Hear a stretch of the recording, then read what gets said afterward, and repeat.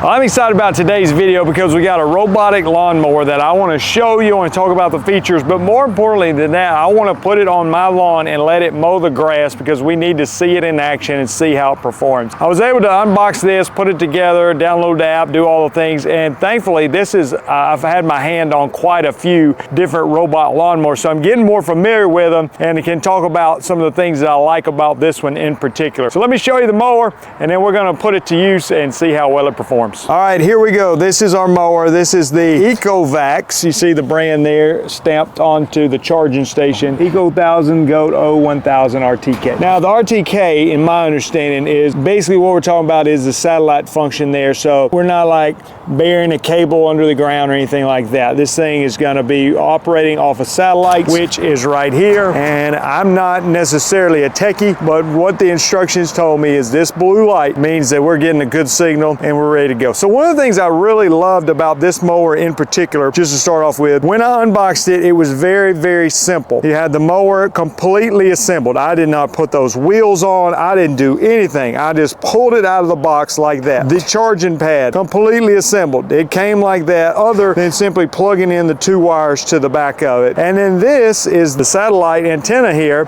It comes in just simple pieces. You've got a ground stake here. I press in the ground, the wire, and then the pole just stacks there. I think that's mostly just so it'll fit in the box. So as far as assembly goes, I was overly impressed with the simplicity of it and also overly impressed with the app, and I want to show you that now. Now it did come with paper instructions, but I found that the app itself had very good instructions and it was just kind of very simple on what to do next to make the thing work. So let me show you the app and then we'll see if we can get it up and running for the first time. So if I'm just sitting here and I've got the app installed and basically I've got it connected to the same Wi-Fi network, and once I do that, I'm able to connect to the satellite, so it's picking up there. And so I hit the connection button there, and I'm going to try to connect it via Bluetooth so that my phone is picking up the actual machine. Now, to be able to connect it, I need to turn it on, so I simply hit the power button here, and it does have a safety feature there. You enter a 4-digit PIN code. I can unlock the machine with my 4-digit PIN code, which of course I'm not going to reveal on the lawnmower video. So I connected it through the app, which is very simple. Again, if you've never done this for the first time, it's going to walk you through the steps you need to connect it to the Bluetooth and enter in your Wi-Fi password and all that. What I want to do is delete this map that I've already created here because I want to do that all for the first time and let you see the process. So what I want to do now is demonstrate the mapping process. So when you go to map it, the app tells you that the robot needs to start on the actual charging station. One of the things I like watching it do is I hit the recharge button and it'll automatically pull itself up on the charge. You've got to start from the charging station to create a map. So it's automatically directing itself up onto the charging station. You can see there that I've got 73% battery remaining. You see here where I can manually adjust the height from 1.2 inches to 3.2 inches with that dial, and I've got emergency stop button. So I've got it on the charging station. Now it's time to create a map. It does have an auto mapping feature. I'm going to use the manual mapping feature, which means I'm going to control it from my phone and draw it around the perimeter. Now I've got a huge yard, okay? I'm not going to trace out my entire yard. I've got several acres of grass, but I want to trace out a portion of it, and I want to put it through a little bit of test. I've got a little slope over there I want to test it on. So it's still moving itself off the station and just about ready for me to start mapping. So you can see here what it looks like on here. I can drive it with my thumb right there, and it's going to show me the map I'm creating. So I am tracing out a map right now of the yard. Again, we're not going to do the whole yard. I'm going to go over here and I'm going to go down the edge of the sidewalk. And again, I'm controlling this with my phone with the app. Now turn it and we'll cut it on here. Basically, I'm going to make a big shape and come back to the beginning. But I do want to go over here to the hill and let it mow the hill area because I just want to see how it's going to perform on the hill. All right, again, I'm driving it. This has more to do with me being a bad driver on the phone. If I can get this part included in the map, then we can see how well it performs. So I'm going to go up, let's say that high, and then come back down the hill with it. Now we'll kind of head back over to the starting point where we can get to the part where it's actually mowing.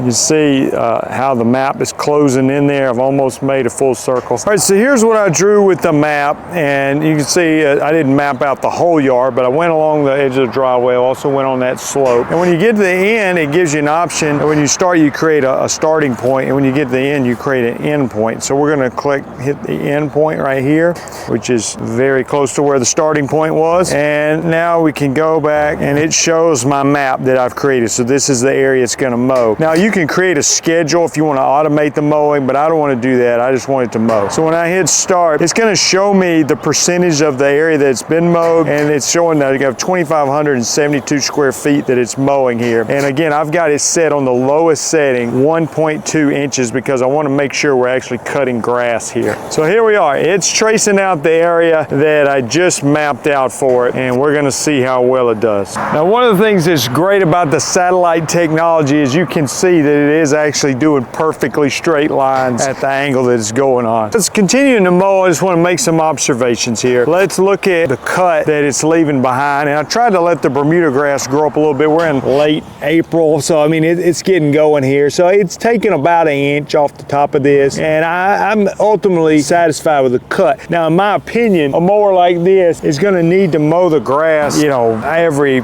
3 to 4 days, maybe more often than that. It's ultimately designed for a smaller yard, because you can see when it's trimming the lawn and taking an inch off, it's not like mulching up the clippings that great, but I don't think that's a big deal if you're mowing it very regular. Now, if you let the grass get really tall or it's wet, then obviously you're going to leave a lot more clippings. So to me, the idea here is you're mowing it quite regular because it's automated, it's doing it for you, and you don't have to get out there and mow it yourself. After watching it mow and trying it out, I would describe this particular mower as a more budget-friendly option than maybe some of the other robotic mowers on the market. I also like it for somebody that is not afraid of technology, but one of the things I liked about this one, it was very easy to get up and going with very little assembly, and again, the app was excellent, and I love the ease of that. So if you're like looking for a tech option and you're looking a way to keep from manually mowing the grass or paying somebody to mow the grass, then a mower like this can fulfill that. But again, this is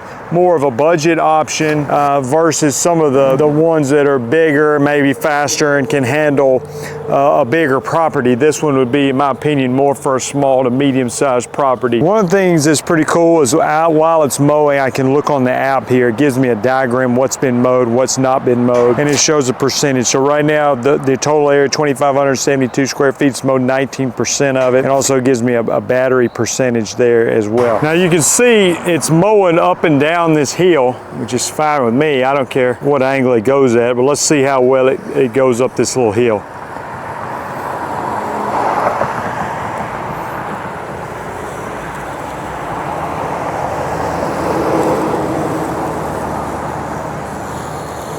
I'm going to try out the emergency stop button on here. Press that. Do that, it stops it. Turn it over and show you what the underside of it looks like. You see it's just 3 little razor blades doing the cutting, and it does come with replacement blades, which is great. Now I just pressed the recharge button, and it's going to find its way back to its charging station.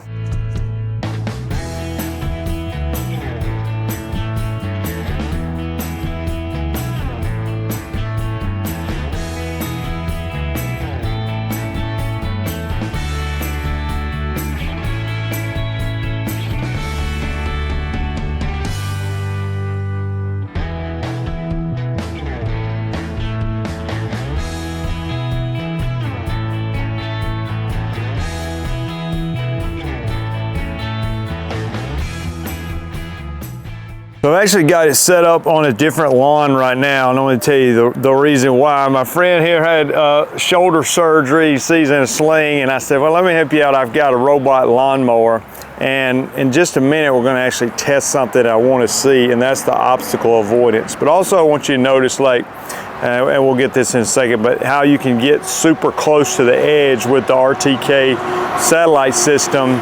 You know, you can map it out where it's going really, really close to those bricks right there. And so that's good to see. But we want to test out, I've got this flower pot, and I just pulled it out of the flower bed over there. And I'm going to set it in the way and just see what happens. So give me just a second. All right, so let's see the obstacle avoidance if it picks up that there's a flower pot sitting right there. And you can see there, look at there. It stopped and it picked up on that and turned itself around. So that's good. You know, it's gonna notice when you got something like this in the yard. Of course, this is not where this flower pot goes. Other thing, you know, this yard is a centipede yard, keeping it cut fairly short, but there's also larger models made by the same company. So this one particular model is rated for like up to around 1/4 of an acre is what it's recommended for. But they've got an A2500 model that's up to 5/8 of an acre, not up to, but that's like the recommended size. And then the A3000 is recommended cutting area 3/4 of an acre. We're gonna get the obstacle avoidance one more time. So there's different models by the same company that are rated at larger areas. Again, this one's recommended for around 1/4 of an acre of grass. So anyway, just wanted to show you a few more things, and I'm glad I was able to help somebody out that had shoulder surgery and not able to cut the grass. You got the robot to do it for you. And the good thing is he wanted to test out a robot lawnmower anyway. I said, well, let me help you out and let you try this one out. So I like the quality of cut. I like the easy use. I love the app. If I could improve a couple of things on it, I might be a little bit better battery power. Again, if you're on a small yard, it could do that, or if it has to recharge itself, it will. The hill performance was so-so, so it's not going to work on a steep slope, but I wanted to at least give you a view of that as well. Thanks for watching the video. Hope it's been encouraging to you. There's a link in the description below if you want to check out this particular model, and we'll see you guys in the next video.